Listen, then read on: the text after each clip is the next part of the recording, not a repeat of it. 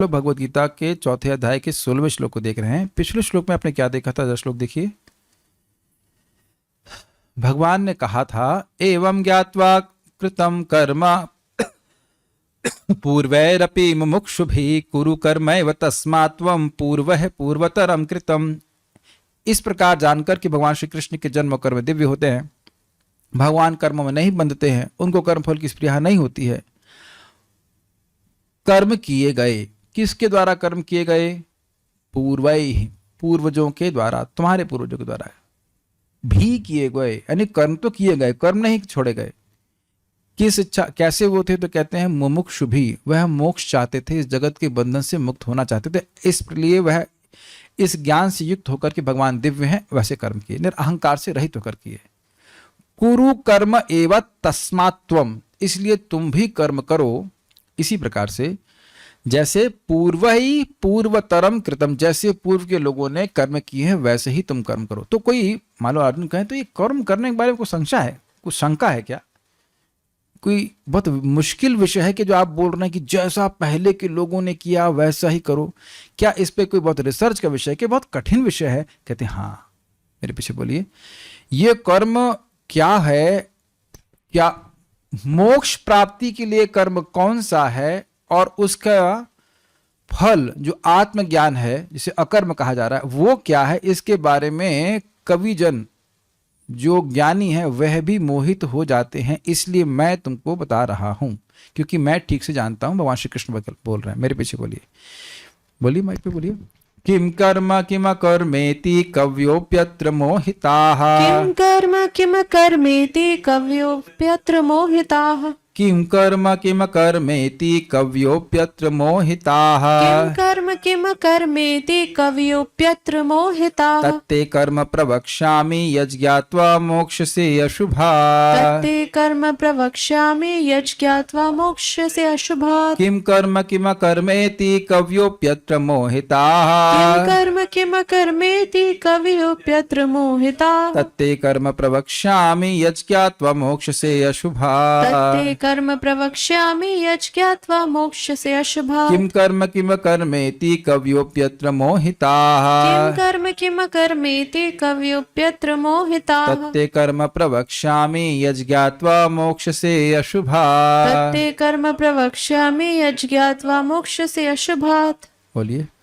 किम कर्मेति कव्योप्यत्र मोहिताः, किम कर्मेति कव्योप्यत्र मोहिताः, तत्ते कर्म प्रवक्ष्यामि यज्ञात्वा मोक्षसे अशुभात्, तत्ते कर्म प्रवक्ष्यामि यज्ञात्वा मोक्षसे अशुभात्।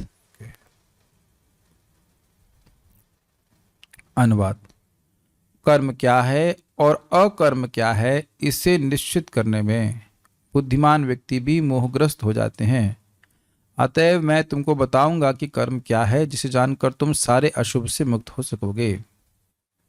किम कर्म, कर्म क्या है अर्थात कर्म का स्वरूप क्या है, अर्थात मोक्ष प्राप्ति करने वाले कर्म का स्वरूप क्या है, मोक्ष प्राप्ति कराने वाले कर्म का स्वरूप क्या है, क्या कर्म करने से व्यक्ति को मोक्ष प्राप्त होगा। क्यों? क्योंकि पिछले श्लोक में बोला था मुमुक्षुभिः, मुमुक्षुओं के द्वारा जो कर्म किए गए वैसे तुम्हें कर्म करना है। किम अकर्म, और उस कर्म का फल जो आत्मज्ञान है उसका स्वरूप क्या है, अकर्म। अकर्म means there is no action but there is awareness, चेतना है, कॉन्शियसनेस है, सचेत है कि उसका हमें फल क्या मिल रहा है। इति अत्र, इस विषय में कवयः अपि, कवि का मतलब होता है विवेकी, तो कह रहे हैं विवेकी पुरुष भी मोहिता, मोहित हो जाते। मोहित का मतलब क्या कर्म है, किस कर्म से मोक्ष प्राप्त होगा, ये समझ नहीं पाते हैं। इसको थोड़ा समझने का प्रयास कीजिए। इस जगत में भक्ति के अलावा भी लोग, बहुत से लोग हैं जो जगत को त्यागे बैठे हुए हैं। तो इसी बात से ना कि हम जगत से मुक्त हो जाएंगे, तो मोहित है ना, वह भगवान की भक्ति नहीं कर रहे होते हैं, केवल जगत के, मान लो गृहस्थी छोड़ दिया या और कुछ सब छोड़ दिया, लेकिन केवल छोड़ देने मात्र से हम मुक्त नहीं हो जाते हैं। छोड़ना कर्म को नहीं, छोड़ना कर्म की जो भोगने की आसक्ति उसको छोड़ना है। क्या हाथ भी नहीं हिलाएगा कोई व्यक्ति, कुछ ना कुछ तो करेगा ना, कुछ ना कुछ तो खाएगा ना। अगर भगवान को अर्पित भोग नहीं ग्रहण कर रहा है तो वह भोजन, चाहे वो एकदम नमक, चावल और नमक भी खा रहा है, तब भी वह पाप सान के खा रहा है। ये समझते हैं तीसरे अध्याय 13 श्लोक के अनुसार। और कोई बढ़िया से कड़ी बनाया, चावल बनाया है, भगवान को अर्पित करके ग्रहण कर रहा है, तो क्या कर रहा है? वह मुक्त होने वाला कर्म कर रहा है। वो नाच रहा है संकीर्तन में, तो वो मुक्त होने वाला कर्म कर रहा है। और एकदम आदमी चुपचाप बैठा हुआ है गुफा में, तो क्या मुक्त हो जाएगा? नहीं होगा। कुछ समझ पा रहे हैं? कवि जन, बहुत विवेकी पुरुष भी नहीं समझ पाते कि क्या कर्म करने से व्यक्ति मुक्त होगा। ते मतलब तुम्हें तत्कर्म, वह कर्म तत्व प्रवक्ष्यामि, कहूंगा, अर्थात बहुत अच्छे प्रकार से कहूंगा। उससे क्या होगा? तो कहते हैं यत, जिसे ज्ञात्वा, यत ज्ञात्वा, जिसे जानकर, अशुभात मोक्ष से। अशुभ क्या है? कर्म का बंधन। क्यों अशुभ है? जीव है सच्चिदानंद, और भोग वासना से, जो किसी कर्म बंधन कहा जाता है, व्यक्ति को बार बार ये देह मिलता है जो मिलते ही दुखों का निर्माण करने वाला होता है। जो भाषा बोल रहा हूं तो समझ में आने लग गई होगी। जैसे ही देह की प्राप्ति होती है वह दुख देना शुरू कर देता है, और हम पूरी जिंदगी ये आशा करते रहते हैं कि अब ये कार्य कर लिया और दुख बंद हो जाएगा। मानते हैं? वो बस नौकरी मिल जाए, बस अब उसका कोई दुख नहीं है, बस ये शादी हो जाए, बस उसका कोई दिक्कत नहीं, बस शादी कर लो, उसके बाद फिर हम भजन करेंगे, बस 2-4 बच्चे हो जाए, उसके बाद। ऐसे करके लोग बहाने करते रहते कि नहीं घर, अरे भजन कहाँ करेंगे, अभी तो घर बंधे। इसी बंधन में पड़े, आशा पाश के बंधन में पड़े हुए। जैसे ही देह मिलेगा वो दुख मिलना शुरू हो गया। जैसे ये एसी चला, ठंड आना शुरू हो गई। जब तक एसी नहीं चल रहा था ठंडक नहीं आ रही थी, जैसे ही चला ठंड आना शुरू हो गई। वैसे ही जैसे ये देह मिला, दुख आएगा ही, कष्ट आएगा ही। किसी भी तरह से कष्ट जा नहीं सकता। जब मेरा ही देह कष्ट में है तो मैं दूसरों को सुखी कैसे कर सकता हूं? ये इल्यूजन है हमारे मन में, और हमको बाहर आना पड़ेगा इससे, व्यक्तिगत रूप से और सामूहिक रूप से, कि किसी भी भौतिक व्यवस्था से मैं सुखी नहीं हो सकता। अब ये तो जितना भगवान से विमुख होंगे उतना और दुख दिया जाएगा। यह भक्त अनुभव कर रहे हैं कि भगवान के भजन करने वाले लोग दुख का अनुभव कम करते हैं। ये आप लोग अनुभव कर रहे हैं। आज ही मैं देख रहा था कि जब हम लोग क्लास के लिए निकल रहे तो सामने वाले घर में माताएं ब्रश कर, उनका घर खोला सा था, ब्रश कर रही थी। 9:30 ब्रश। और इधर हम सभी भक्तों का, प्राय सभी भक्तों का 16 माला, यानी कि 28,000 भगवान के नाम अकाउंट में जा चुके हैं। देख रहे हैं कितना दिव्य जीवन है, अलग जीवन है। और इसी कारण से क्लेशाग्नि, क्लेशों का, दुखों का, अशुभ का नाश हम लोग जीवते जी भी अनुभव करने लग जाते हैं। कष्ट तो सभी के जीवन में आते हैं, लेकिन दुखी नहीं होते हैं वक्त, अगर ये कृष्ण कथा में उसका मन लगे। सही बता रहा हूं, अगर कृष्ण, मैं ही नहीं बोल रहा, शास्त्र बोल रहा है, कृष्ण कथा में मन लगा रहेगा ना, तो आपको पता भी नहीं चलेगा कि जीवन कैसे पूरा हो गया। क्या लगता है? गलत तो नहीं कह रहा हूं? सुबह जपा किया, उसके बाद 1.5 घंटा क्लास, थोड़ा रेस्ट किया, फिर क्लास, उसका फिर सो गए, फिर जपा, उसका फिर क्लास, उसका फिर सो गए, है ना? कितना तेजी से जीवन जा रहा है हमारा। और दुखी होने का, दुखी करने वाली वस्तु के संपर्क में आए तब तो दुख होगा ना। कथा तो शोक, मोह और भय को नाश करने वाली। इसीलिए बहुत से लोग, स्टूडेंट्स हैं, कहते हैं हम क्लास नहीं सुनना चाहते क्योंकि हमें पढ़ाई करनी है। मतलब अभी दुख इकट्ठा करना है, और उसके बाद फिर अब आप मतलब कथा गीता सुन लेते, मन जो है विरक्त होने लगता है, दुखों से विरक्त होने लगता है। ये सच, मैं मन से नहीं बोल रहा हूँ, वाकई लोग बोल रहे थे, सुन रहे हैं प्रवचन, ना हमको नहीं सुना, अभी हमको एक जगह से विरक्ति हो रही है। कांटे के झाड़ पे कोई पड़ा हो, कहे हमको मत निकालो यहां से। यह अशुभ है जीव का कि ये इस देह को प्राप्त है जिसमें हर प्रकार की गंदगी विद्यमान है। अशुभ नहीं है तो अब कम से कम जो मिल गया सो मिल गया, लेकिन अगला देह ना प्राप्त हो तो ये अच्छा है ना। भौतिक देह की बात कर रहा हूं। तो कह रहे अशुभात यानी कर्म बंधन से, मोक्ष से मुक्त हो जाओगे। श्लोक देखिए, किम कर्म, कर्म का स्वरूप क्या है, किम अकर्म और अकर्म क्या है, इति इस प्रकार से, इस विषय में कव्यो अपि अत्र, यहां इस विषय में, इस प्रकार से यहां इस विषय में कवि भी मोहित है। स्पष्ट है पहली लाइन। तत् ते कर्म प्रवक्ष्यामि, तत्कर्म, उस कर्म के तत्व को जो मोक्ष प्रदान करने वाला है, उस कर्म को, कर्मकांड के बारे में भगवान नहीं बता रहे, वह कर्म जो जीव को मोक्ष प्रदान कर दे, उस कर्म के बारे में मैं तुमको कहूंगा। तो उससे मुझे क्या लाभ होगा? तो कह रहे हैं यज् ज्ञात्वा, उसको जानकर, मोक्ष से अशुभात, तुम कर्म के बंधन से मुक्त हो जाओगे। प्रभुपाद जी आज ही प्रवचन में कह रहे थे कि भक्त बड़े उत्साहित रहते हैं गीता सुनने के लिए। क्यों? क्योंकि वे अनुभव करते हैं, स्वीकार करते हैं, समझते हैं कि जब मैं गीता पढ़ रहा हूं या सुन रहा हूं तो साक्षात भगवान से सुन रहा हूं। अब देखिए, इसमें संदेह नहीं करना चाहिए। कहेंगे हम तो आपसे सुन रहे हैं, तो ये बताइए कि गीता आप किससे सुन रहे हैं? गीता तो धृतराष्ट्र और संजय के बीच में संवाद है। तो वस्तुतः आप जितनी बार सुन रहे हैं श्री भगवान उवाच, उसका क्या अर्थ है? भगवान ने बोले, लेकिन बोला कौन? संजय बोला। तो वहां तो आप संदेह नहीं करते हैं कि संजय उवाचा, श्री संजय उवाचा। और इस जगत में भी अगर कोई बोले उन्होंने, फलाने व्यक्ति ने ऐसा कहा, तो भले व्यक्ति वो रिपीट कर रहा है, लेकिन आपकी यही मति होती कि उस व्यक्ति की बात सुन रहे हैं, है ना? प्रभुपाद जी से तो हम मिले नहीं, बार बार सुनते हैं प्रभुपाद जी ने ऐसा कहा, प्रभुपाद ने वैसा कहा, तो आप यही जो बोलने वाला है उसकी बात सुनकर यही अनुभव करते हैं कि प्रभुपाद जी से सुन रहे हैं। अग्रीड?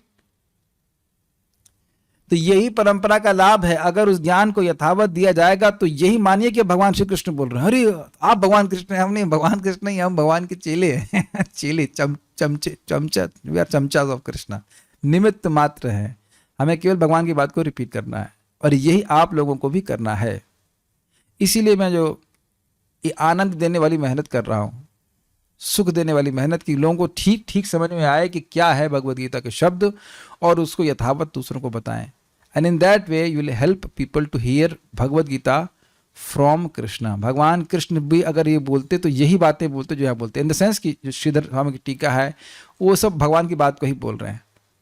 ये भाग्य का निर्माण हम अपने लिए भी कर सकते हैं, दूसरे के लिए भी। ठीक है, नेक्स्ट श्रीधरी। किम कर्म, अर्थात कर्म करने का स्वरूप कैसा होता है? क्या होता है उसकी आकृति क्या है, उसकी प्रकृति क्या है, ये स्वरूप लक्षण होता है। किम कर्म, अर्थात कर्म ना करना कैसा होता है? इति, अर्थात इस विषय में विवेकी जन भी मोहित हैं, इसलिए यज्ञात्व, अर्थात जिसका अनुष्ठान करके। अब ये बड़ा सुंदर है, बड़ा सुंदर बात है। कल भी समझा रहा था आपको, कर्म के बारे में जानने का मतलब, वह कर्म जो मोक्ष प्रदान करने वाला है, इसके बारे में जानने का मतलब है कि तुम उसका अनुष्ठान करोगे।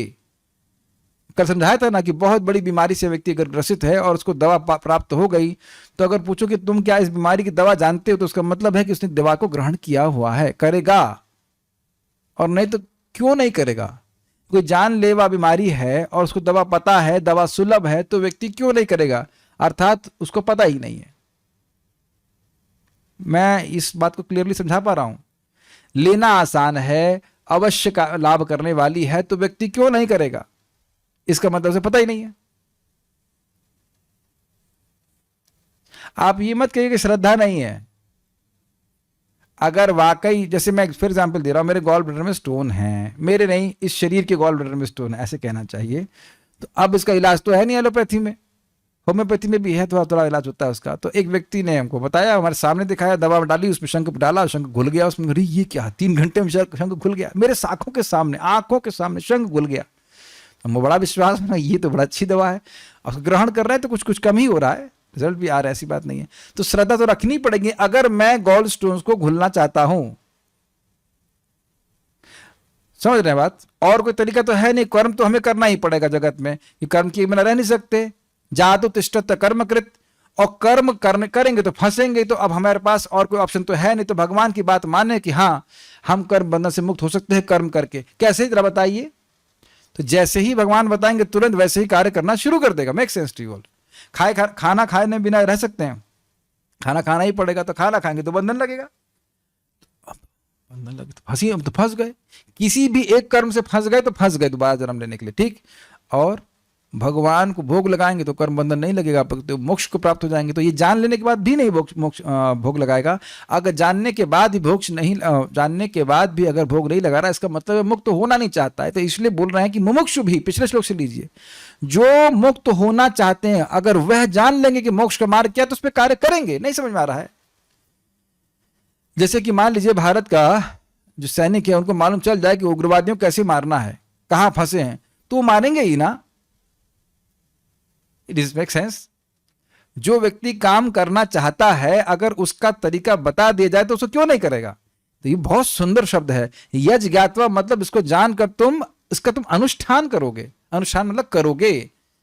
जैसे हमने तो सिंपल सी बात हम सीख रहे हैं, इतनी बात हमको समझ में आती है कि भगवत गीता का ज्ञान जो दूसरे भक्तों को देता है भगवान को सबसे अधिक प्रिय है। तो इसको जान लेगा मतलब क्या हुआ, मैं कर रहा हूं। और शायद आप लोगों को भी सुनाई पड़ रहा है ना भगवत गीता की बात, कि ये जो भगवत गीता का ज्ञान दूसरे भक्तों को देता है भगवान को सबसे अधिक प्रिय है और उसको पराभक्ति प्राप्त होकर भगवान के पास चला जाएगा। सुनाई पड़ रहा है? तो कहां से लाए हम, भक्ति कहां से लाए? आ जाएंगे, दुकान तो खोलिए। तुंग विद्या आपकी दुकान पे आते हैं ना कुछ लोग सुनने के लिए कथा। छोटी बच्ची बोल रही है, प्यारी सी छोटी सी बच्ची बोल रही है, तो 7-8 कस्टमर आ ही जाते हैं। उत्साह होना चाहिए, विश्वास होना चाहिए। इन्होंने समझा है कि हाँ बोलना चाहिए। वैसे पब्लिक में तारीफ नहीं करनी चाहिए, नजर लग जाएगी। काला टीका लगाओ बेटा मेरी नजर लग जाएगी। लेकिन हमको बड़ी प्रसन्नता है, बड़े उत्साह से बोल रहे थे। क्यों उत्साह से ना बोल रहे? गलत है क्या? देखो सिद्धू स्वामी बोल रहे हैं, यज ज्ञात्वा का ये अंडरस्टैंडिंग मैं पूरे सीना ठोक के बोल सकता हूँ। क्यों बोल सकता हूँ? आचार्यगण बोल रहे हैं, हमें अपनी बात तो ना बोलनी है। अपनी बात बोलने में कठिनाई होती है। याद है आप लोगों को जब अपनों को वो ऐसे लिखने होते थे, इसमें अपनी बात बोलनी होती थी, बहुत कठिन होता था। लेकिन लिखा हुआ हो उसको बोलना हो तो बहुत आसान है ना। तो लिखा हुआ प्रवचन है आपके सामने, बस खाली समझा दो कि क्या लिखा है। कुछ लोग तो टीचर भी हैं यहाँ पे, लेकिन केवल पैसा कमाने के लिए, हिंदी पढ़ाने के लिए तो पढ़ाएंगे, लेकिन आप गीता पढ़ाएंगे पुण्य मिलेगा। भगवान के पास जाएंगे तो वहां दिमाग नहीं भिड़ाएंगे। दिमाग भिड़ाइए, कैसे कैसे लोगों को पढ़ाया जाए। मैं खाली विनोद में कटाक्ष कर रहा हूँ। बहुत प्रसन्न है भक्तों को उस प्रकार से आते हुए देख करके, सुनते हुए। सुन रहे हैं ये भी बहुत अच्छी बात है, लेकिन सुनने का रिजल्ट अगर आपने सुना ठीक से है तो आप बोलेंगे जरूर। यज ज्ञात्वा अर्थात जिसका अनुष्ठान करके, ये नहीं कि बस जान लिया हाँ वो भोग लगाना चाहिए, हाँ वो कर रहा, एक दाना भगवान को भोग नहीं लगाया, ऐसा तो ना होता है। यज ज्ञात्वा अशुभात मोक्ष से, ऐसे पकड़िए, जिसको जानकर तुम इस संसार से, संसार रूपी अशुभ से मुक्त हो जाओगे। तो जानने का क्या मतलब हुआ? हमने सुन लिया कि भगवान जो है, भगवान को प्रणाम करने से दोबारा जन्म नहीं होता है, तो क्या मतलब है? फिर करेंगे ना।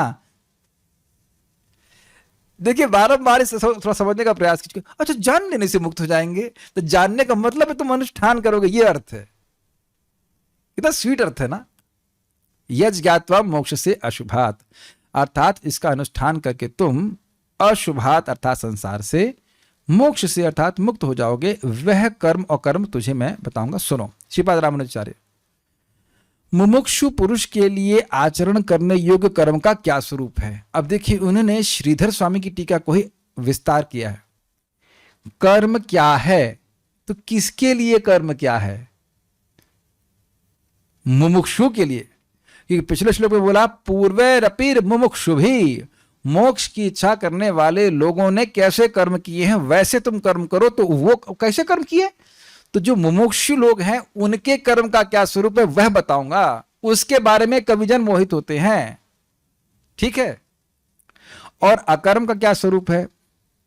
इस प्रकरण में कर्म शब्द से फलाभिसंधि रहित भगवद आराधना रूप कर्म विवक्षित है। समझ में आया?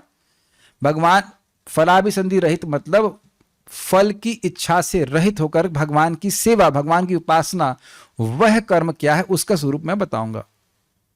अपने कर्मों के द्वारा तुम कृष्ण की आराधना कैसे कर सकते हो?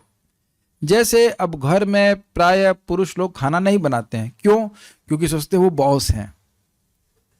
ऐसा हो सकता है, मैं नॉट ब्लैंकेट स्टेटमेंट, लेकिन अगर अपने आप को भगवान का सेवक मानेंगे तो घर में कभी कभी बना भी सकते हैं। कम से कम जूस बना देंगे या भगवान को पानी अर्पित कर देंगे। मैं तो सुबह उठते ही बस स्नान वान कर लिया, तो मैं बड़ी सिंपल सी भावना है कि जैसे उठते ही मुझे पानी दिया जाता है या मैं पानी मिलता है, तो हमारे स्वामी भगवान श्री कृष्ण को पानी नहीं चाहिए? क्या कठिनाई है पानी 2 गिलास चेंज करने में, बताइए? है ना थोड़ी भावना? स्वामी असली तो भगवान श्री कृष्ण ही है ना, हमें स्वयं प्रस्तुत होना चाहिए। तो अब ये जल देना भगवान की आराधना है या नहीं है? बिल्कुल है, वो सामान्य कर्म नहीं है, लेकिन इसका ये जल देने मात्र से हम भगवान की प्राप्ति कर लेंगे, इसको समझना होगा भगवान से। इसे रोके। और अकर्म शब्द से कर्ता आत्मा का यथार्थ स्वरूप ज्ञान बतलाया गया है। ये थोड़ा समझने का प्रयास कीजिए, ये थोड़ा सा समझिएगा। अकर्म मतलब उसमें एक्शन नहीं है, लेकिन ज्ञान है, अवेयरनेस है। आप में से पता नहीं कितने भक्तों का ऐसा अनुभव होगा कि जैसे हम जप कर रहे होते हैं तो कभी कभी ये साक्षात अनुभूति होती है कि हम ये देह नहीं है। साक्षात अनुभूति मतलब एटलीस्ट एक स्ट्रांग अवेयरनेस रहती है कि मैं ये देह नहीं हूँ, हड्डी अंदर भरी हुई है, ये नहीं हूं। ऐसा कभी नहीं होता, बहुत बार होता है, तो सिद्ध पुरुष है ही हमारा। ठीक है ठीक है ठीक है, होता है। कुछ लोग तो यह समझ ही नहीं पाएंगे कि वह देह से पृथक आत्मा है, इवन थ्योरेटिकली। तो अब वो जो अवेयरनेस है, अब इंग्लिश में तो अवेयरनेस कहेंगे, हिंदी में क्या कहेंगे, सचेतन अवस्था कह लीजिए, उसमें आप कुछ कर्म नहीं कर रहे हैं, आप अनुभव कर रहे हो कि मैं इस देह से भिन्न, मैं इस देह से व्यतिरिक्त आत्मा हूं। मेरा आसपास लोग जो भी घटित हो रहा है मैं इसको ऑब्जर्व कर रहा हूं। जब सत्वगुण थोड़ा बढ़ेगा तब हम इस प्रकार का अनुभव कर पाएंगे। जो आसपास लोग मुझसे बर्ताव कर रहे हैं उस पर मेरा कोई कंट्रोल नहीं है, चाहे अच्छा चाहे बुरा। कभी नहीं देख पाए आप लोग ऐसा? जूम वाले, हिंदी बोल रहा हूं ना, जूम वाले भक्तों, मेरी बात समझ में आ रही है? आप लोगों को नहीं आ रही है? कोई लोगों को बोलना पड़ता था कि लोग से गर्दन हिलाते हैं, ऐसा लगता है सो गए या क्या होगा। आंखें खोल के तो नहीं सो गए मछली की तरह। Not sure. Certain things are there which you can experience directly. तो ये अकर्म समझ में आया? कर्म था भगवान की आराधना फलाभिसंधि से रहित होकर के, निष्काम कर्म। और इसका अर्थ आपने सुना था, इसका लाभ क्या है, फल क्या है? आत्मज्ञान। अंतःकरण की अशुद्धि के कारण व्यक्ति आत्मा के रूप में अपने को नहीं देख पा रहा है। तो जब यह व्यक्ति इस प्रकार से भगवत कर्म करेगा, भगवत अर्पित कर्म करेगा, तो उसकी अविद्या नाश होगा और वह आत्मज्ञान को देख पाएगा। तो जब आत्मज्ञान आत्मा के रूप में अपने आप को अनुभव कर रहा है तो उसे अकर्म कहेंगे। उसमें कोई कर्म नहीं है, उसमें अनुभव है। यही बोल रहे हैं, आत्मा का यथार्थ स्वरूप ज्ञान, अवेयरनेस। ठीक है, उसको भी, उसका स्वरूप क्या है वह भी बताएंगे। अभिप्राय यह है कि आचरण योग्य कर्म का और उसके अंतर्गत आत्मज्ञान का क्या स्वरूप है। समझ में आई बात? क्या कर्म करने से आत्मज्ञान प्राप्त होगा और उस कर्म का संपादन करने से आत्मज्ञान जो प्राप्त होगा उसका क्या स्वरूप है।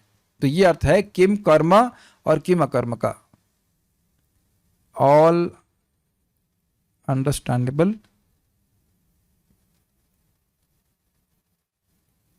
सबको समझ में आ रहा है? ठीक है ठीक है। इन दोनों बातों के जानने में कवि अर्थात विद्वान पुरुष भी मोहग्रस्त हैं। इन्हें यथार्थ रूप से नहीं जानते, इसे कहते हैं मोहित हो जाना। इस प्रकार जिसके अंतर्गत ज्ञान है, ऐसा जो कर्म है वह मैं तुझसे कहूंगा, जिसको जानकर अर्थात जिसका आचरण कर तू अशुभ से अर्थात संसार बंधन से मुक्त हो जाएगा। तो ये आपने अभी समझ ही लिया कि यज्ञ ज्ञात्वा का अर्थ उसका संपादन करना है। और क्यों है इसकी व्याख्या भी मैंने कर दी, क्योंकि कर्तव्य कर्म के ज्ञान का फल उसका अनुष्ठान करना ही है। इसका क्या मतलब है? वही मतलब है कि मेरा क्या कर्तव्य है उसको जानने के बाद व्यक्ति करता है, क्योंकि उस कर्तव्य के बाद उस कर्तव्य को करने से व्यक्ति को आगे लाभ होता है। यस, सड़क के बाएं तरफ चलो, तो हम अपना कर्तव्य मानकर, ड्यूटी मान करके बाएं तरफ चलते हैं, आगे प्रगति करते हैं, चालान नहीं होता है। 100 से अधिक स्पीड पे मत जाओ, तो हमारा कर्तव्य है कि हम 100 की स्पीड से अधिक ना जाएं। नेगेटिव कर्तव्य क्या समझ लीजिए। स्त्री का धर्म है या पत्नी का धर्म है कि वह पति की सेवा करे, तो ये समझ सुन करके व्यक्ति अपना कर्तव्य का पालन करता है और इससे उसको आशीर्वाद भगवान का प्राप्त होता है। तो यज्ञ ज्ञात्वा का ही अर्थ हुआ। यहां पे बता रहे हैं कि क्यों, जैसे ही व्यक्ति कर्तव्य कर्म करता है उसको उसका लाभ प्राप्त होता है, इसलिए उसको करता है। जैसे ही अपना कर्तव्य मालूम चल गया तो व्यक्ति से करता है। जैसे हमारे हम भक्तों का कर्तव्य है मन मना भव मद भक्तो मदयाज इमाम नमस्कुरु, भगवान श्री कृष्ण का स्मरण करो, भगवान के भक्त बनना है, भगवान की पूजा करनी है और भगवान को प्रणाम करना है, ये कर्तव्य है। तो ये सुन करके आप क्या करते हो? करते हो, सिंपल सी बात। तो इसलिए केवल ये नहीं सोच लेना चाहिए कि यज्ञ ज्ञात्वा मोक्ष से अशुभात्, जान लिया और पार हो जाएंगे। जान लिया का मतलब जानने के बाद संपादित करके पार हो जाएंगे। Is it okay? ठीक है। गीता भूषण टीका, क्या कर्म के संबंध में कोई शंका है? क्योंकि आप इस बात पर विशेष बल दे रहे हैं कि पूर्ववर्ती जनों का अनुसरण करते हुए ही कर्म करना चाहिए, जिन्होंने अपने पूर्ववर्ती जनों का अनुसरण किया था। ये बात क्यों है? देखिए, यस्य मतम न भिन्नम, किसी व्यक्ति को मुनि तब तक नहीं कहा जा सकता स्ट्रिक्ट सेंस में जब तक उसका मत अलग नहीं हो। तो मोक्ष कैसे प्राप्त हो, जगत से मुक्त हम कैसे होंगे, इस बारे में लोग अलग अलग धारणा रखते हैं। लेकिन भगवान कह रहे हैं कि नहीं, जैसे पूर्व के लोगों ने किया ना। पूर्व का अर्थ है कि जो भगवान के शिष्य रह चुके हैं। हम लोग कल पढ़ रहे थे, भगवान के शिष्य विवस्वान, भगवान के शिष्य जनक आदि ऋषि, जनक आदि राजर्षि आदि, जैसे उन्होंने आचरण किया है भगवान के संरक्षण में, वैसे आचरण करना है। जगत के वह मुनि जो भगवान के भक्त नहीं है, उनकी बात को नहीं मानना है। इस जगत में कुछ ऐसे मुनि हैं जो कहते हैं कि बैगन उगाना महत्वपूर्ण है, तुलसी उगा के क्या करोगे? Wow, very good idea. बैगन उगाने से फायदा है, फुटबॉल खेलो, ये भजन करने से क्या होगा? नम्र बनने की क्या जरूरत है? अपने को पहचानो, तुम भगवान हो। इस तरह की बातें करते और बंधन में डालने वाली बातें। अब मैं नाम नहीं ले रहा हूं, लेकिन बात जो लोग जानते हैं वो समझ ही रहोगे मैं किन के बारे में बोल रहा है। लोगों को विवेक नहीं होता तो आनंद कहां से प्राप्त होगा बताइए? समझ में आ गया ना? और नाम बहुत बड़ा होता है, बहुत बड़े फिलोसफर हैं, ये है फलाना ढिमकाना। हम तो ज्यादा पढ़ते नहीं, बस बात सुन के ही बड़ी अजीब सी बातें लगती हैं। कैसे कैसे वो लोग बातें करते हैं। बैगन उगाओ अच्छा है, और ये तुलसी उगाने से क्या फायदा होगा? हाँ, निश्चित रूप से है जरूरत है बताने की। मुक्त होने की इच्छा रखने वालों के लिए कैसे कर्म करने चाहिए और वह ज्ञान क्या है जो कर्म के विपरीत है, अर्थात अकर्म, और उन कर्मों में निहित है, इस बारे में मैं बताऊंगा। जो धीमान है अर्थात बुद्धिमान है, वह भी इस विषय में मोहित रहते हैं और इस संबंध में यथार्थ निर्णय नहीं कर पाते हैं। प्रभुपाद जी की एक बात सुनकर के आप बिल्कुल आसानी से समझ जाओगे। प्रभुपाद जी कहते हैं ये मायावादी लोग यही करते रहेंगे कि क्या ब्रह्म है और क्या ब्रह्म नहीं है। फिर प्रभुपाद ने महाप्रसाद रसगुल्ला मंगवाया और ऐसा रसगुल्ला मुंह में खाया, कहा कि ये लोग समझ ही नहीं पा रहे कि हम लोग रसगुल्ला खा के भगवान के पास चले जाएंगे। समझ में आ गया? अब वो मरे जा रहे हैं सूखा भोजन खा के, मर के पता नहीं क्या क्या कर रहे हैं। लेकिन भगवान के शरण जाने में भगवान से हमारा संबंध सुख में है। वहां गोलोक में भी जाकर भगवान का प्रसाद खाना है, ये हरे कृष्ण कीर्तन करना है, कथा करनी है। मैं सही बता रहा हूँ, बहुत मैं कुछ नहीं बता रहा हूँ। प्रभुपाद की बात में मैं खाली स्मरण करता, भक्ति इज सुपर सिंपल। कुछ कॉम्प्लिकेटेड नहीं है, लेकिन दिमाग कॉम्प्लिकेटेड है, इसलिए सब कुछ कॉम्प्लिकेटेड कर देते। क्या कठिनाई है? तुलसी रखिए, भगवान को भोग लगाइए, प्रसाद खाइए, करते जाइए करते जाइए करते जाइए, गीता सुनते जाइए, हरे कृष्ण मंत्र बोलिए, हरे कृष्ण मंत्र सुनिए। क्यों ज्यादा दिमाग बढ़ा रहे हैं व्यक्ति? ऐसे मुक्त होंगे प्रभु जी, कैसे प्रगति होगी, कैसे क्या होगा, वैसे क्या होगा, ऐसा करते ना प्रश्न। जो कर्म कर रहे हो उसी से, जो मतलब भक्ति कर उसी से सारी सफाई हो जाएगी। अनर्थ उपशमो साक्षात भक्ति योगम अधोक्षजे लोकस्य अजानतो विद्वांस चक्रे सात्वत संहिता। यही बात देखिए भागवत में आ रही है कि जितने भी अनर्थ जीव के हैं जो उसको जगत में बांधे हुए हैं, अनर्थ उपशमो साक्षात अनर्थों का उपशमन हो जाता है। कैसे? भक्ति योगम अधोक्षजे, अधोक्षज में भक्ति करने से। या अनर्थ उपशम साक्षात भक्ति अधोक्षजे, अनर्थों का उपशमन, शमित हो जाते हैं अनर्थ अगर साक्षात भगवान श्री कृष्ण में जो अधोक्षज हैं, जो इंद्रियों के परे, उनमें भक्ति की जाती है। तो सब लोग कर क्यों नहीं रहे लोग? काम क्रोध लोभ मोह मद मात्सर्य से तो सभी आदमी पीड़ित है, क्यों नहीं कर रहे? तो कह रहे लोकस्य अजानतः, लोग उसको नहीं जानते। इसलिए विद्वान अर्थात व्यासदेव जी ने विद्वान चक्रे सात्वत संहिता, इस सात्वत संहिता, इस वैष्णव संहिता भागवत की रचना करी। चक्रे मतलब रचना करी। स्पष्ट समझ आ रहा है कि कैसे मुक्त होंगे व्यक्ति। बड़े बड़े लोग इस संबंध में मोहित हैं, तो इसलिए भगवान को बताना होता है और तब हम समझ पाते हैं। ठीक है, मैं, अच्छा आप कैसे बताएंगे? आप बोलो तत्ते अहम प्रवक्ष, तत्ते हम प्रवक्ष्यामि, ये है श्लोक। बड़ा सुंदर व्याख्या। तत्ते कर्म प्रवक्ष्यामि, प्रवक्ष्यामि में यद्यपि अहम नहीं है, लेकिन संस्कृत जानते हैं कि जरूरी नहीं कि हर बार अहम लगाया जाए। तत्ते कर्म प्रवक्ष्यामि का अर्थ होगा, भगवान बोल रहे तो मैं बताऊंगा, बताऊंगा ये होगा प्रवक्ष्यामि, मैं बता रहा हूं होना चाहिए ना, बता रहा हूं ये होगा। प्रवक्ष्यामि का अर्थ बताऊंगा, कहूंगा, सॉरी कहूंगा, भविष्य काल में हो रहा, बोलने जा रहे हैं भगवान, तो कहेंगे मैं कहूंगा। आप कौन है? आप जब कोई प्रश्न करे कि भाई कवि जन मोहित हो रहे हैं, तो आप कौन हो गए बोलने वाले, होता ना, तुम कौन होते हो बोलने वाले? तो उसकी व्याख्या कर रहे हैं कि मैं सर्वेश्वर हूं और सर्वज्ञ हूं, और मैं तुमको कर्म और कर्म के संबंध में बताऊंगा। क्या आप लोग इसको कैच कर रहे? This is a beautiful meaning. मैं बताऊंगा, भगवान कह रहे हैं मैं बताऊंगा, मतलब मैं, भगवान मोहित नहीं है, कर्म के सिद्धांत को भगवान ने ही सेट किया हुआ है। तो भगवान ही जानते हैं अच्छी प्रकार से कि क्या कर्म है और क्या अकर्म है। आप लोग डिस्ट्रैक्ट नहीं करिए बीच में, क्या कर रहे हैं? पानी मारना है, नहा के आइए बाहर से, क्या करना है? डिस्टर्ब मत करो भाई, क्लास में 20 मिनट बाकी है, डिस्टर्ब मत करिए क्लास में।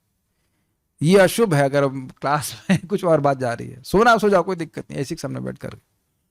मैं समझ रहे हैं, मैं सर्वेश्वर हूं, भगवान श्री कृष्ण सर्वेश्वर हैं, उनको माया नहीं प्रभावित कर सकती कभी, और सर्वज्ञ, सब जानता हूं, और यह भी जानता हूं कि क्या कर्म है और क्या कर्म अकर्म है। तुक्का नहीं भिड़ा रहा हूं, इस जगत में प्राय हम लोग तुक्का बढ़ाते हैं। हाँ ऐसा होगा, ऐसा हो सकता है, लेकिन भगवान ही यथावत किसी बात को जानते हैं, और उनको एक और बड़ी सुंदर बात है, मैं बता रहा हूं, तो मतलब क्या हुआ? भगवान ऐसे शिक्षक हैं जो जानते हैं कि शिष्य कितना जानता है, कितना समझ पा रहा है, ये समझने का प्रयास कीजिए। तो ऐसा बोलेंगे कि ठीक ठीक एक ही बार में समझ में आ जाए। समझ में आया आप लोग को? अगर कभी आप गीता पढ़ाएंगे तो ये कठिनाई अनुभव करेंगे कि ये समझना मुश्किल होता है कि स्टूडेंट को समझ में कितना आ रहा है, फिर उसके हिसाब से डोज थोड़ा कम दिया जाए, बढ़ा के दिया जाए। क्योंकि आप देखेंगे यहाँ कई बार बोलता हूँ बताइए सब क्या मतलब है, तो फिर नहीं समझ पाते हैं लोग, कुछ या कुछ और बोलने लग जाते हैं। तो प्रवक्ष्यामि मतलब भगवान कह रहे हैं, बड़े प्रसन्नता से बोल रहे हैं, पहले बोल चुके हैं कि मेरे सखा हो, मेरे भक्त हो, तो ऐसा बोलेंगे कि अर्जुन एकदम ठीक ठीक समझ जाए, ये अर्थ है। प्र मतलब प्रकृष्ट ना, वक्ष्यामि मतलब बोलूंगा, बढ़िया से बोलूंगा, समझ में आ जाएगा, ये कहने का, अच्छा प्रवचन करूंगा, ये भगवान कह रहे हैं। ये समझना हो कि अन्य लोग मोहित हैं, खुद ही मोहित है कि क्या कर्म है क्या कर्म है। जब खुद ही मोहित है तो बताएगा क्या? जब टीचर ही मोहित है तो फिर वह स्टूडेंट को कैसे बताएगा ठीक से? तो भगवान श्री कृष्ण परफेक्ट टीचर है, और वो एकदम परफेक्ट टीचर है। एकदम परफेक्ट मतलब जानने में बिल्कुल परफेक्शन है, भगवान से बड़ा परफेक्शन किसी का है नहीं, और बताने में भी परफेक्शन है। ये दो बातें हैं, एक व्यक्ति समझ रहा है, एक व्यक्ति बोल नहीं, समझा नहीं पाता है, और एक व्यक्ति समझता नहीं लेकिन समझाता बहुत कुछ है। लेकिन भगवान में ऐसा कोई दोष नहीं, भगवान ठीक ठीक समझते हैं सब कुछ, और उसको ठीक ठीक समझाने का सामर्थ्य एकमात्र भगवान में है। इसी प्रवक्ष्यामि का अर्थ हुआ। कितना सुंदर अर्थ है ना। अकर्म का अर्थ है जो कर्म के विपरीत हो या उससे भिन्न हो। कर्म में कुछ एक्शन होता है, और अकर्म का मतलब इनएक्शन, मतलब अवेयरनेस, मतलब ज्ञान। मैं तुम्हें कर्म के विषय में बताऊंगा और अकर्म के विषय में भी, जिसे जानकर यानी कि अभ्यास करके अर्थात अनुष्ठान करके और अनुभव करके तुम इस संसार से मुक्त हो जाओगे। देखिए एक बात सोचिए, आप सोचने की जरूरत नहीं, आपको हाँ या ना में उत्तर देना होगा। जब आपने जब किया था, जब करना शुरू किया था, तो बहुत बहुत ही इच्छाएं थी, और अब आप जब कर रहे हो, मान लीजिए कुछ साल से, 2 4 5 साल से, स्पेशली सुबह उठकर गंभीरता से माला कर रहे हैं, तो बड़ी तीव्रता से अनुभव कर रहे हैं कि बहुत सारी भौतिक इच्छाएं गायब हो गई। Yes no yes. तो ये जो इच्छाएं गायब हो गई, इसके प्रति आप सचेत नहीं है, तो ये रिजल्ट नहीं है आपके एक्शन का, भगवान के नाम उच्चारण करने का। कभी कभी नाम में सुख मिलता है तो वो कोई कर्म तो नहीं है ना, एक्शन नहीं है, उसको अनुभव प्राप्त कर रहे हैं आप। यही बात इस तरह से समझा जाए। तात्पर्य प्रभुपाद जी, कृष्ण भावनामृत में जो कर्म किया जाए वह पूर्ववर्ती प्रामाणिक भक्तों के आदर्श के अनुसार होना चाहिए। जैसा उन्होंने किया है वैसा ही हमको करना चाहिए। जैसे शिला की सिंपल सी बात, शिला प्रभुपाद जी ने भक्ति स्वयं करी, लेकिन प्रचार को बहुत बल दिया। प्रभुपाद जी ने एक एक भक्त को बहुत ध्यान दिया ताकि वह भक्ति में प्रगति कर सके, और तभी लोग प्रगति कर भी पाते हैं। बहुत सिंपल सी बात है, कॉम्प्लिकेटेड नहीं है। वैद्य के पास 500 मान लो पेशेंट होंगे तो वो वैद्य हर पेशेंट की नाड़ी चेक करके हाँ ये इतनी प्रगति कर रहा है और इस प्रकार से बड़ी पर्सनल वे में इलाज करता है। ये बात कभी आपने नहीं सुनी होगी शायद, लेकिन बहुत सिंपल सी बात है। साधु को वैद्य से साधु की उपमा दी जाती है। साधु वैद्य पाए, भ्रमिते भ्रमिते यदि साधु वैद्य पाए, तो साधु टीचर गुरु वह एक वैद्य की तरह होते हैं और व्यक्तिगत रूप से हेल्प करनी चाहिए। इसीलिए बहुत सारे साधु वैद्यों की जरूरत पड़ेगी, क्योंकि एक वैद्य एक साधु बहुत लोगों से नहीं इंटरेक्ट कर पाएगा, करना संभव ही नहीं है। Is that okay? Oh Pradyumna, seeing you after long time. मुझे लगा आप मुझसे गुस्सा हो गए थे ओके। हमें तो पहला जो व्यक्ति क्लास में नहीं आता सबसे पहले सोचते हैं कि गुस्सा ही हो गया लगता है क्या बात है, अब बटन दबाना भी भूल जाए तो ये तो कठिन हो रहा है। ठीक है, हो सकता हो आप रिसर्च में गए होंगे कि शायद आप नया रिसर्च कर रहे होंगे कि भगवान कौन है समथिंग लाइक दैट। ओके, तो हम क्या बात कर रहे थे, ये बहुत इंटरेस्टिंग है। कोई मान लो ज्योतिष है, तो क्या सबकी पत्री एक साथ पढ़ लेगा? क्या सबकी पत्री बराबर है? बताइए, ऐसा होता है? एक एक व्यक्ति को आप हेल्प करते हो, हाँ आपका ये है, आपकी समस्या सही है, ऐसे करके होता है। गलत बोल रहा हूं क्या? डॉक्टर भी ऐसे करता है कि सबको एक लाइन सबको एक ही दवा देना चालू कर दे? ऐसा नहीं होता है, हर व्यक्ति का रोग थोड़ा थोड़ा अलग होता है। तो हम ये बात क्यों कह रहे थे? हम कह रहे थे कि प्रभुपाद जी ने लोगों को हेल्प किया है कृष्ण भावना में, नहीं तो रात की नींद छोड़ करके ये ग्रंथ क्यों लिखते हो? प्रभुपाद यहां से गए थे विदेश प्रचार करने के लिए, कितनी बुरी वृद्धावस्था में, और कोई सपोर्ट सिस्टम नहीं था, कुछ भी नहीं था ना। तो बड़ा स्पष्ट है कि प्रभुपाद जी के आदर्श को स्थापित को मान करके हमको भी अब ये सब एक ट्रेडिशनल गृहस्थ, एक ट्रेडिशनल ब्रह्मचारी तो पता नहीं क्या होता है, बोरिंग सी गृहस्थ जीवन नहीं जाना। सुपर गृहस्थ life is super boring, everything is super boring in this material world if you don't preach Krishna consciousness. चाहे वो ब्रह्मचारी लाइफ हो, चाहे वो गृहस्थ हो, चाहे वानप्रस्थ हो, चाहे संन्यास, बस अपनी माला फेर करके चुप बैठ गए, सुपर लद्दड़ बोरिंग जीवन, अत्यधिक बोरिंग जीवन, पानी में डुबकी लेके मर जाना चाहिए क्या है बोरिंग से जीवन? क्या किसी को मदद नहीं करी? मैं नहीं बोल रहा हूं, आज प्रभुपाद जी का लेक्चर में जबरदस्त प्रभुपाद बोल रहे, कह रहे हैं कि उपकार का कार्य भारतीयों का है। अन्य लोग करें जितना टेक्नोलॉजी में प्रगति करना है, लेकिन जगत पे उपकार का कार्य एकमात्र भारतीयों का है। भारत भूमि तो हैला जन्म यार, जन्म सार्थक कोरी करो पर उपकार, परोपकार का कार्य तो भारतीयों को ही करना है। ये धर्म का ज्ञान भारतीयों के पास ही है, हमें देना चाहिए, प्रयास करना चाहिए, चाहे एक भी व्यक्ति को दे पाए, लेकिन भावना तो होनी चाहिए कि हम देंगे, सहायता करनी चाहिए। This is very nice. मैं बहुत फायर्ड अप हो गया सुन करके। यस, परोपकार कार्य करना चाहिए और इससे हमारा बहुत बड़ा उपकार होता है, हमारे पर बहुत बड़ा आशीर्वाद भगवान का होता है। मल्लोक कहा, अगर भगवान के पास जाना चाहते हो, भगवान कहते हैं मेरे लोक की कामना करना चाहते हो ना, तो भक्तों को, अपने भक्तों को, स्टूडेंट्स को, बेटों को, बच्चों को उपदेश दो भक्ति का, जैसे मैं तुम लोग को उपदेश दे रहा हूं। भगवान इस बात को बोलते हैं 5वां स्कंद 5वां अध्याय, मल्लोक कामा, आप देख लीजिएगा।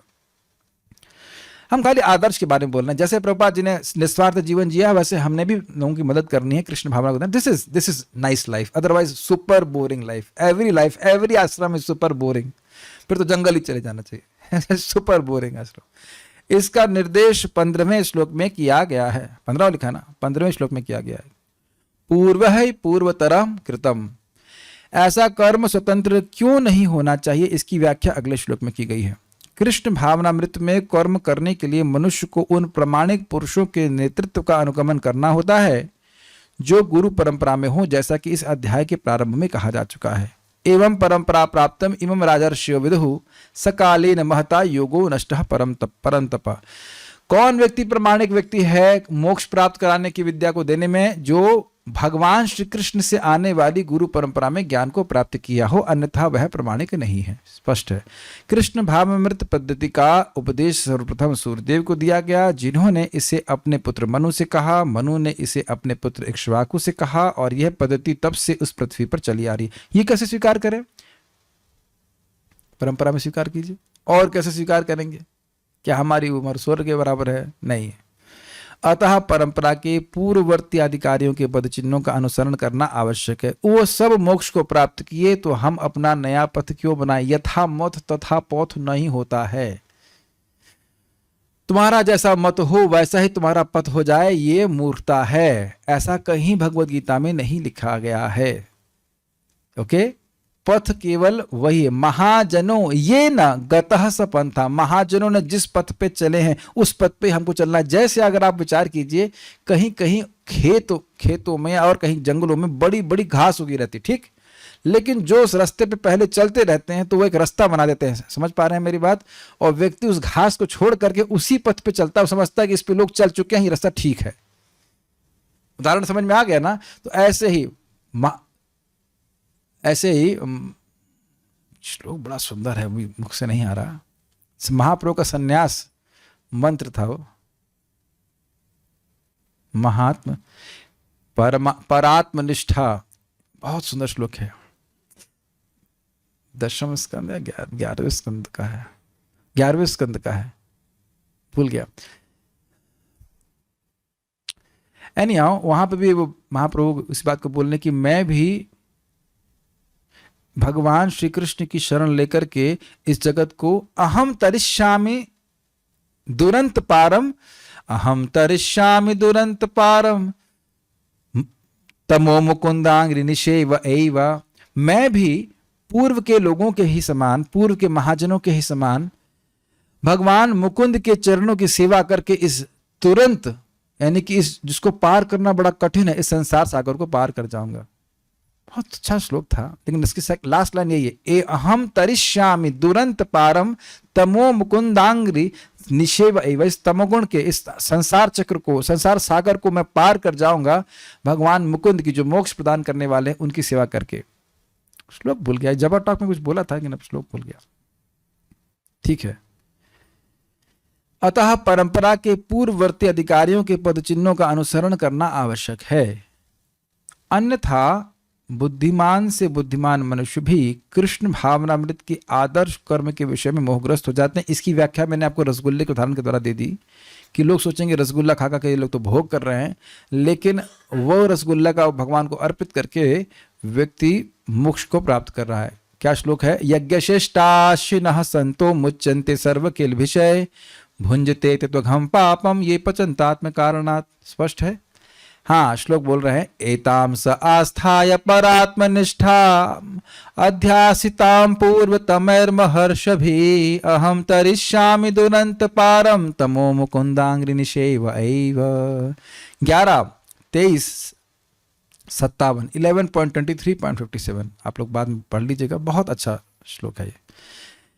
एतम स आस्थाया, मैं उसी प्रकार से स्थित होकर, किसमें? परात्मनिष्ठा अध्यासिताम, परात्मनिष्ठा, पर आत्मा परमात्मा में निष्ठ होकर, उनमें फिक्स होकर, उनकी सेवा में फिक्स होकर के, जैसा अध्यासिताम पूर्व तमैर महद्भी, जिस प्रकार से पूर्व के लोगों ने, महर्षियों ने भगवान में स्थित होकर के, फिक्स होकर के, उनकी सेवा करके, अध्यासिताम मतलब जैसे भगवान की सेवा, भगवान श्री कृष्ण की सेवा पहले लोगों ने की, मैं भी करूंगा, और क्या हो जाएगा? अहम तरिष्यामि दुरंत पारम, मैं इस दुरंत, जिसको पार करना बड़ा कठिन है, तम के सागर, संसार सागर को पार कर जाऊंगा।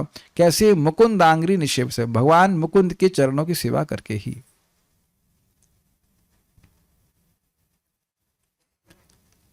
चाहे पति पत्नी हो, चाहे भाई बहन हो, चाहे कोई भी हो, वास्तविक बात तो यह है कि सभी को इस श्लोक को स्वीकार करके संन्यास ले लेना चाहिए। क्या संन्यास है? संन्यास का अर्थ है भगवान श्री कृष्ण की सेवा। सम्यक न्यास, न्यास मतलब स्थित होना, और सम मतलब सम्यक। हर क्षण मैं कृष्ण की सेवा ही करूंगा। निखिलासु अपि अवस्थासु जीवन मुक्त स उच्चते, जो कर्म से, मन से, वाणी से कृष्ण की सेवा करना चाहता है वह व्यक्ति मुक्त है। और यही संन्यास का अर्थ है, कर्म से, मन से, वाणी से कृष्ण की सेवा करना। ये ट्रेनिंग ले लेना चाहिए, निश्चित रूप से भगवान की प्राप्ति होगी। अहम तरिष्यामि दुरंत पारम तमो मुकुंदांग्रि निषेव एव। इस जगत में कोई सुख न कभी था, न कभी है, और न कभी होगा। इसकी प्लानिंग करना ही मूर्खता है। It is impossible, impossible, it is not possible. इस जगत से निकलकर भगवान के धाम जाना, यही हमारी ये हमारे लिए समीचीन होगा। हर व्यक्ति की सेवा करने की क्षमता अलग अलग हो सकती है, लेकिन प्लीज हम सभी लोग समझे कि हम सभी लोग कुछ समय के लिए यहाँ पे एक साथ आए हैं, और सबका प्रयोजन है कि हम सब लोग भगवान की भक्ति करके भगवान के पास जा सके। भक्ति का, कर्म का स्वरूप अलग अलग हो सकता है, लेकिन उद्देश्य अलग नहीं होना चाहिए। भगवान की सेवा होनी चाहिए। This should be our determination. Nothing less than this can liberate us. भगवान की सेवा से कम कुछ भी होगा वह हमको मुक्त नहीं कर पाएगा। तो इस विषय में लोग मोहग्रस्त हो जाते हैं, इसलिए हमें पूर्व के आचार्यों का पथ का अनुगमन करना चाहिए। इसलिए भगवान ने स्वयं ही अर्जुन को कृष्ण भावनामृत का उपदेश देने का निश्चय किया। ये बड़ा स्पष्ट समझ में आ रहा है, क्योंकि महान लोग भी मोहित होते हैं, तो भगवान के अलावा तो भगवान तो कभी मोहित होते नहीं है, सबको जानने वाले, इसलिए उपदेश दिया। अर्जुन को साक्षात भगवान ने शिक्षा दी है, अतः जो भी अर्जुन के पदचिन्हों पर चलेगा वह कभी मोहग्रस्त नहीं होगा। बहुत सुंदर बात बता रहे हैं कि देखिए, भागवत में 12 महाजनों का नाम है, और वहां अर्थ यह है कि जो भी इन महायोग धर्म को, भागवत धर्म को समझते हैं, तो इसका अर्थ यह नहीं कि केवल ये 12 लोग ही भागवत धर्म को समझते हैं। जो इन महाजनों का अनुगमन करेंगे, प्रहलाद महाराज, बलि महाराज, भीष्म इत्यादि, वह भी भागवत धर्म को, भक्ति को समझ करके भगवान के पास चले जाएंगे।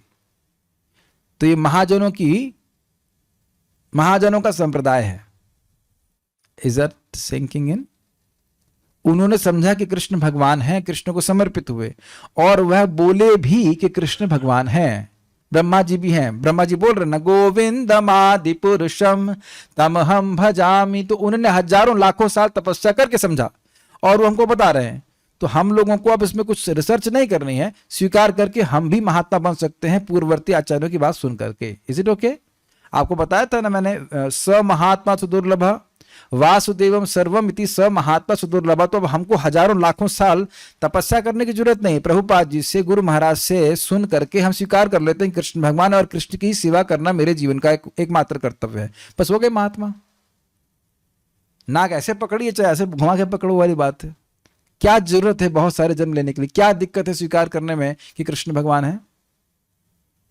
सीढ़ी से चलते हुए जाइए या लिफ्ट पकड़ लीजिए, हमारी चॉइस से पहुंचेंगे उसी स्थान पे, जल्दी पहुंच जाएंगे। नेक्स्ट, कहा गया है कि अपूर्ण प्रायोगिक ज्ञान के द्वारा धर्म पथ का निर्णय नहीं किया जा सकता है। क्या श्लोक है! धर्मस्य तत्वम निहितम गुहायाम महाजनो ये न गतः सपंथ। युधिष्ठिर महाराज की बात है। धर्म का पथ बड़ा ही गुह्य है। धर्मस्य तत्वम निहितम गुहायाम, बहुत अच्छा दूसरा अर्थ सुनिए। एक तो है कि गुह्य मतलब बहुत, गुहा मतलब बहुत कठिन है समझना, धर्म क्या है। दूसरा सुनिए, धर्मस्य तत्वम निहितम गुहायाम महाजनो। धर्म का तत्व महाजनों के हृदय रूपी गुहा अर्थात गुफा में निहित है। समझ में आया कुछ? असली धर्म क्या है ये महाजनों के हृदय में प्रकाशित होता है। जैसे अहोबत स्वपचतो गरियान यज्जिह्वा अग्रे वर्तते नाम तुभ्यम ते पुस्तपः जुह्नु सस्नुरार्या ब्रह्मानुचुर नाम गृणन्ति ये ते। माता देवहूति भगवान कपिल देव को कह रहे हैं कि कितने आश्चर्य की बात है कि जिसकी जीवा के अग्रभाग पे आपका नाम होता है। कौन सा नाम? हरे कृष्णा कृष्ण कृष्णा हरे हरे, हरे राम राम राम हरे हरे। ये 16 नाम हो गए, यहां तो खाली एक नाम की बात हो रही है। तो भी हम आपको प्रसन्न करने के लिए नाम बोल रहा है, केवल जीव से बोल रहा है। तो समझ लीजिए कि तेपुस तपा, सारी तपस्या उसने कर ली। जुह्वु, सारे यज्ञ कर लिए। सस्नु, सारी पवित्र नदियों में स्नान कर लिया। आर्य, एक आर्य के लिए आवश्यक जो संस्कार हैं वो सारे कर लिए। और ब्रह्मानुचुर, ब्रह्म को कई बार, ब्रह्म अर्थात वेद को कई बार पढ़ लिया। तो ये रहस्य नहीं लगता आप लोगों को? क्या मेरे भक्तों, मेरे प्यारे डियर डिवोटीज, मेरी प्यारी आत्माओं, आपको ये रहस्य नहीं लगता है? धर्म तत्वम, धर्म का तत्व निहितम गुहायाम, माता देवहूति के हृदय रूपी गुफा में ये निहित, ये प्रकाशित है कि नाम की महिमा ये है, और वह मुख से बोल रही हैं। ये समझते हैं कि जिसके वक्त, जो वक्त के जिसी व्यक्ति के हृदय में कुछ होता है वो उसके मुख से प्रकाशित होता है। अग्रीड? तो ये भागवत में रखे गए उद्गार। और कौन व्यक्ति, कुत्ता खाने वाला व्यक्ति भी ब्राह्मण से श्रेष्ठ हो जाता है। तो लोग, बाह्य लोग तो स्वीकार ही नहीं करेंगे इस बात को, लेकिन ये तत्व गुह्य है, गुह्य है। इसीलिए तो यमदूतों को समझ में नहीं आ रहा था कि अयम ही कृत निर्विशो, इसने कौन सा प्रायश्चित किया है, कहीं माला लेके घुमा है, ये कुछ नहीं किया है। लेकिन ये गुह्य बात है। भगवान का नाम की महिमा, भगवान का धर्म, भगवत धर्म की महिमा अत्यंत गुह्य है, भक्तों के हृदय में ही प्रकाशित होती। समझ पा रहे? धर्मस तत्वम निहितम, निहित रखा हुआ कहां पे? गुहायाम महाजनों, जो महाजन है उनकी हृदय रूपी गुफा में रखा हुआ है।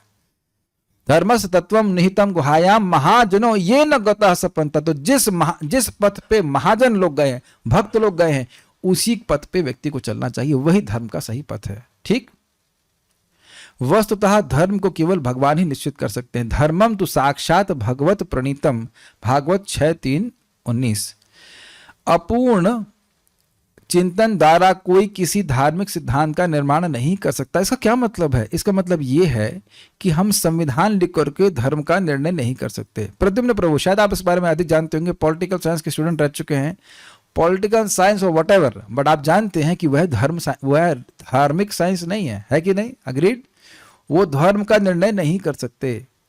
अगर मान लो क्या किया ही गया है कि सन 80 की बात होगी, मैं समझता हूं, जो मैंने सुना है कि ये निर्णय कर दिया कि बूढ़ी गायों को मारा जा सकता है। यह धर्म नहीं है, ये घोर अधर्म है। आप लोग रिसर्च करके बताना कि सही है कि नहीं। हम तो सुने थे बात, ऐसे कुछ हुआ था और साधु ने बहुत मतलब उसका विरोध किया था, बहुत विरोध किया था। बूढ़ी, ये तो ऐसा हुआ जब माँ बूढ़ी हो तो उसे कत्ल कर देना चाहिए। जो घर में माँ बूढ़ी हो जाए तो किसी काम की तो है नहीं, उसको मार देना चाहिए। और धर्म क्या कह रहा है कि 7 प्रकार की माँ है और उसमें से एक माँ गाय भी है। भक्तों, आप गाय के मतलब पाल ना सके तो घर के आसपास कोई गाय ढूंढ लीजिएगा। गाय को खिलाने से सारे ग्रह शांत हो जाते हैं। अगर भक्ति नहीं समझ पा रहे तो कर्मकांड समझो थोड़ा, और वैसे अगर भक्ति भी समझ रहे तो गावा कंडू या नाम कुर्याद गो ग्रासम गो प्रदक्षिणम गावा में प्रसन्नासो गोपाल अपि प्रसिद्धसी। गाय को खिलाने से, गाय को यहाँ पे खुजलाने से, गाय की परिक्रमा करने से भगवान गोपाल कृष्ण प्रसन्न हो जाते हैं। गाय प्रसन्न हो जाती है, कृष्ण प्रसन्न हो जाते हैं। ये कहाँ समझ रहे हैं लोग? नहीं समझ रहे ना बात। संविधान तो नहीं, लेकिन जो भी कोई रूल पास कर दिया गवर्नमेंट ने कि हाँ मार सकते हो, तो ना ना ना ना। धर्म तो ये कह रहा है कि जो गाय को मारता है उसको मारने वाले को, खाने वाले को, मांस को ले जाने वाले को, और जो सारे इसमें इन्वॉल्व हैं 6 प्रकार के लोग, उनको, उन सब को उतने समय तक नरक में पचना होगा जितने समय तक गाय के शरीर पे बाल हैं, उतने 1000 सालों तक, ऐसा कुछ बताते हैं। तो आप समझ गए ना कि ये नियम बनाने वाले के नियम के अंतर्गत यमराज जी नहीं है। धर्म को सरकार नहीं बनाती है, सरकार को धर्म के अनुसार चलना चाहिए। ग्रीड? ठीक है। मनुष्य को चाहिए कि ब्रह्मा, शिव, नारद, मनु, चारों कुमार, कपिल, प्रहलाद, भीष्म, सुखदेव गोस्वामी, यमराज, जनक तथा बलि महाराज जैसे महान अधिकारियों के पद चिन्हों का अनुसरण करे। गिनिए, ब्रह्मा जी 1, शिव जी, नारद, मनु, 4 कुमार, कपिल, प्रहलाद, भीष्म, सुखदेव गोस्वामी, यमराज, जनक तथा बलि, 12, ये 12 महाजन हैं, और इनके पीछे जो भी हैं वो सब महाजन हैं। मुझे बड़ी अजीब सी बात लगती है कि हमारे बहुत से भक्त सुनते आए हैं इतने समय से प्रवचन। मैं समझ रहा हूं 3 साल से हो गए जूम क्लास करते हुए, 3 साल हो गए, आज तक इतनी बात नहीं समझ में आए कि एक ही नाम अनंत जन्म के पाप नष्ट करता है।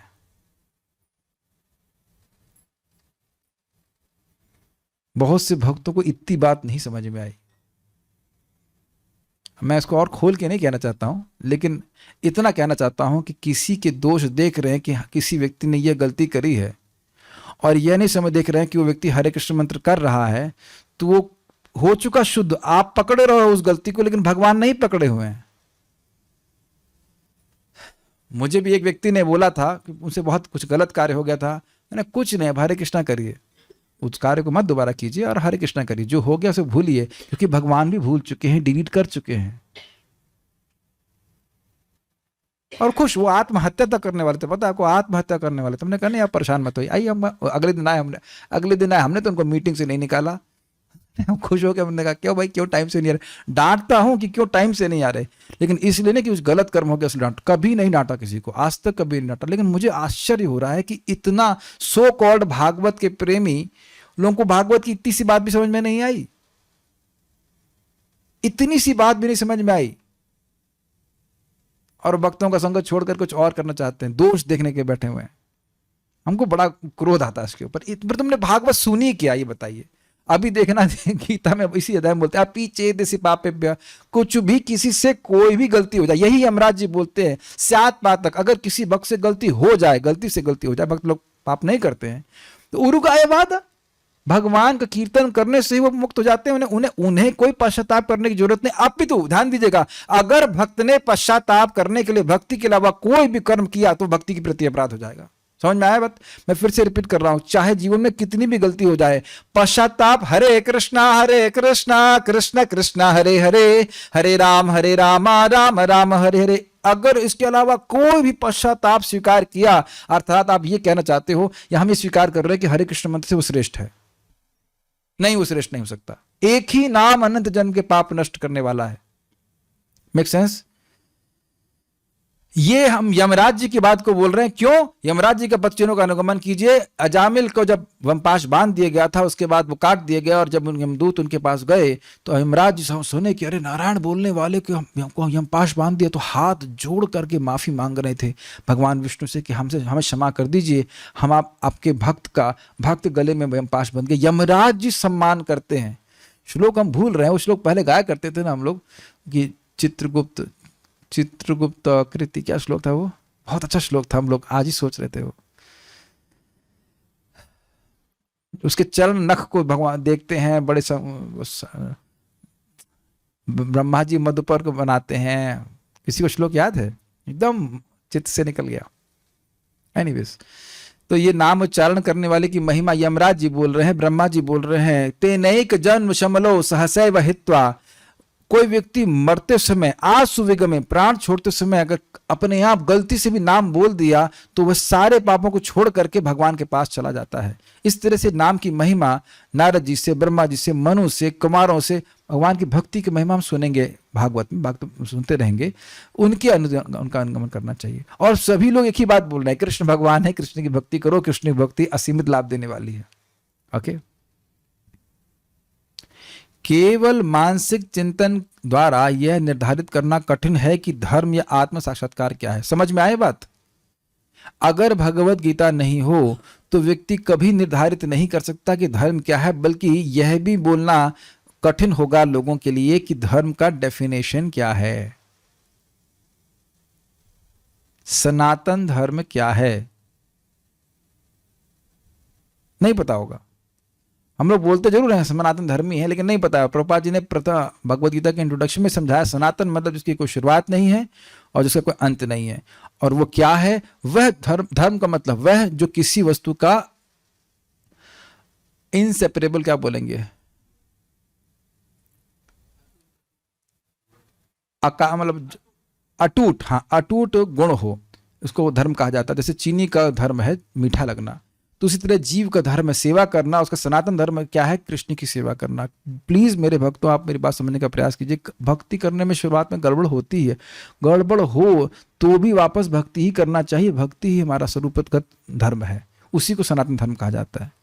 लेकिन ये सब आप बताइए कि क्या ये हमको, अगर गीता हम नहीं पढ़ते तो कभी मालूम चलता कि हमारा स्वरूपगत धर्म भगवान श्री कृष्ण की सेवा करना है? समझ में आ गया? अर्थात जब हम प्रभुपाद से सुनते हैं, आचार्य से सुनते हैं, परंपरा में सुनते हैं, तब ये बात स्पष्ट समझ में आ जाती है।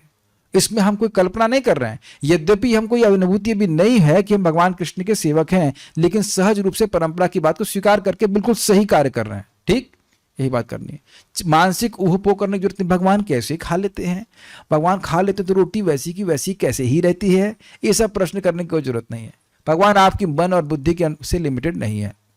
अतः भगवान अपने भक्तों पर, ये बताइए कि अब भगवान को प्रणाम करने से हमारा शरीर चिन्मय हो जाता है, तो ये दवाई का बिल क्यों आ रहा है? दोनों ही बातें हैं। भगवान आपके शरीर को चिन्मय कर भी देते हैं और उसको ऑलमोस्ट हमारे कर्म जैसा चलाते भी हैं अपनी अचिंत्य शक्ति से, ताकि इस जगत में अन्य मतामत भी रह जाएं। अतः भगवान अपने भक्तों पर अहेतु की कृपावश स्वयं ही अर्जुन को बता रहे हैं कि कर्म क्या है और अकर्म क्या है। अब ये एक इंटरेस्टिंग पॉइंट है। प्रभुपाद यह क्यों कह रहे हैं कि अहेतु की कृपावश? देखो, क्या कर्म है और क्या अकर्म है, इसके संबंध में कविजन भी मोहित हो जाते हैं। तो कविजन का अर्थ महाजन नहीं है। कविजन का यहां पर अर्थ होगा कि विद्वान लोग जो परंपरा में नहीं है, विद्वान है लेकिन परंपरा में नहीं है।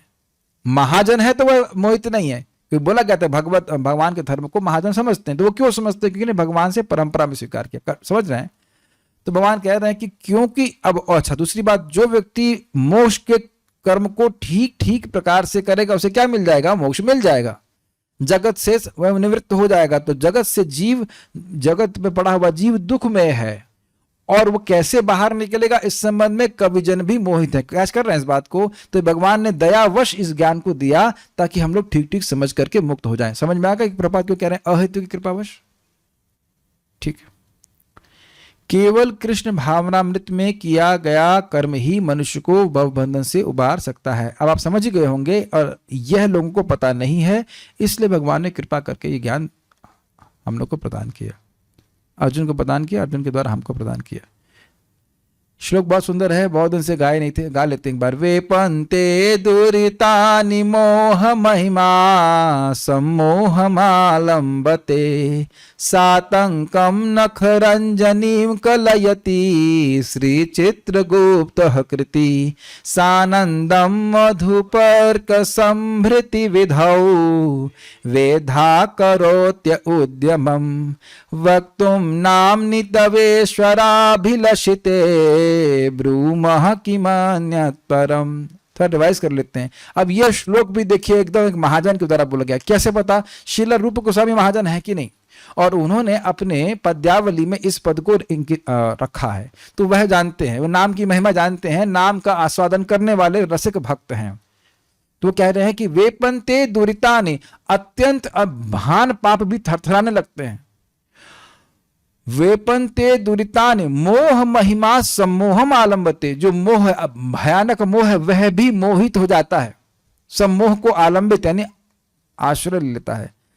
सातंकम नखरंजनिम कलयति श्री चित्रगुप्त कृति, उसके चरणों को, जो नाखून होते हैं ना चरण, उसको चित्रगुप्त जी बड़े आतंकित होकर देखते कि नहीं इससे इधर कहीं गलती ना हो जाए, कहीं गलती से पकड़ में आ गया, पकड़ने चले गए तो हमको विष्णु की गदा ही मार देगी।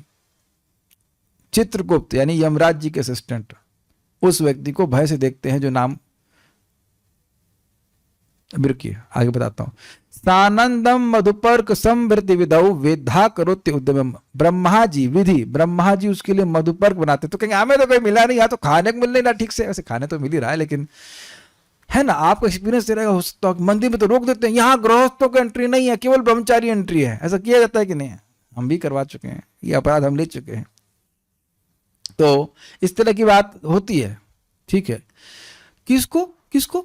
तो कह रहे हैं कि वेधा करोति उद्यमम वक्तुम नाम्नि तवेश्वराभिलषित, जो आपके नाम को बोलने की अभिलाषा कर रहा है, बोला नहीं है कृष्ण, और सोच रहा है कि मैं कृष्ण बोलता हूं। बोलने की इच्छा मात्र से इतना बड़ा व्यक्ति महान हो जाता है। ब्रूमः किम अन्यत् परम, और हम इससे अधिक क्या कहें। तो अब बताइए कि क्या इसमें कोई बात गलत है? बिल्कुल गलत नहीं है, हमारे अनुभव की बात नहीं है। हम जानते ही कितना कि ब्रह्मा जी हैं, हम नहीं है, लेकिन महाजन श्रील रूप गोस्वामी बोलते हैं। तो अब इस बात को सुनकर कौन मूर्ख होगा जो नाम उच्चारण नहीं करेगा, और जो करेगा वो पार हो जाएगा। इसलिए महाजन लोग भगवान की भक्ति की महिमा को बारंबार बोलते रहते। असीमित महिमा है भगवान की भक्ति की। तो भगवान इस बारे में यहाँ पे बोल रहे हैं कि मैं तुमको समझाऊंगा क्या कर्म करने से तुम मुक्त हो जाओगे, और उस कर्म के द्वारा जो आत्मज्ञान है उसका स्वरूप भी क्या है भाई तुमको बताऊंगा। ठीक ठीक। हाँ, एक भी इंटरेस्टिंग बात है, हमने भगवान को देखा है, ऐसे लोग बोलते हैं। इधर कुछ लोग हैं गुरु जी के चेले, हम जा रहे थे लखनऊ वृंदावन से वापस, तो बोले हमने भगवान को देखा है। भगवान को देखा है? जब बताइए भगवान कौन है? नहीं, गुरु जी ने कहा नहीं बताने के लिए, भगवान कौन है ही नहीं बताना। तो हमने कहा तुम यही बता ही नहीं रहे हो कि भगवान कौन है, तो क्या मालूम चले तुमने क्या देखा है? अच्छा, और क्या? हमने कहा कैसे देखेंगे, आप हमारे संग रहिए, 15 दिन आप बोरी पहन के रहिए। हमने कहा व्हाट? बोरी पहन के? बोरी पहनने से भगवान मिल जाते तो ये तो बड़ा इजी हो जाता है, इज इट नॉट? अभी अमेजन से ऑर्डर करते हैं बोरी ड्रेस, बोरी का धोती कुर्ता वटेवर। खादी तो मैंने पहन ही रखा है ऑलमोस्ट। तो भगवान का रिलेशन तो उससे कुछ खास नहीं हो रहा है। अब ये देख सकते हैं कि टोटल अज्ञान कितना है, और बहुत बड़ा इंस्टीट्यूशन है, बहुत बड़ा इंस्टीट्यूशन है। एक जगह हम अभी आप कभी भी देखना ना, जो लोग बड़े बड़े आयोजन कर रहे हैं और हजारों लाखों लोग आ रहे हैं, जरा कभी विचार कीजिएगा उनमें से बेचारों के पास इतने सुंदर मनुष्य जीवन प्राप्त है, जीव प्राप्त है, लेकिन ज्ञान एक ढीले का भी नहीं मिल रहा है। बहुत बहुत बहुत हम लोग का भाग्य है। मैं तो आज रिफ्लेक्ट कर रहा था, बहुत भाग्य है कि प्रभुपाद जी के ग्रंथ हमारे सामने हैं और पढ़ करके हमें एकदम ठीक ठीक मालूम चलता है कि क्या मोक्ष वाले कर्म हैं और आत्मज्ञान इत्यादि क्या है। नहीं तो लोगों को कुछ पता नहीं है, हवा में तीर मार रहे हैं, बिल्कुल इसे कहना चाहिए। सो कृष्ण की कृपा इस प्रकार से रहेगी, आगे हम सुनेंगे। So will stop here. कोई प्रश्न किसी वक्त का तो है नहीं, समझ में आ गया होगा। Thank you all very much. Shrimad Bhagavad Gita की जय, श्री प्रभुपाद की जय, निताई गौर प्रेमानंदे।